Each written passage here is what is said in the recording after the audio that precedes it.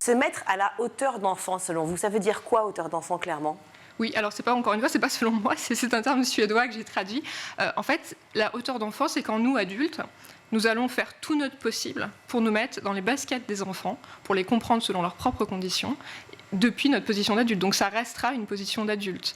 Mais c'est une posture altruiste, pleine de confiance envers l'enfant.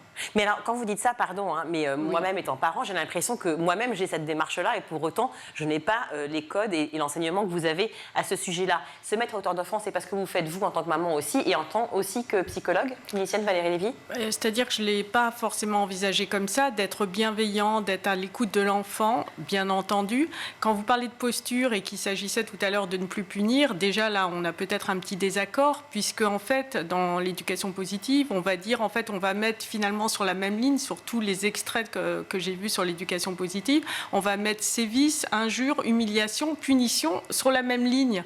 Une punition, c'est peut-être, il y a quelque chose qui a été fait qui n'aurait pas dû être fait, on va sanctionner un enfant. Alors qu'un sévice, évidemment, c'est impossible de l'imaginer.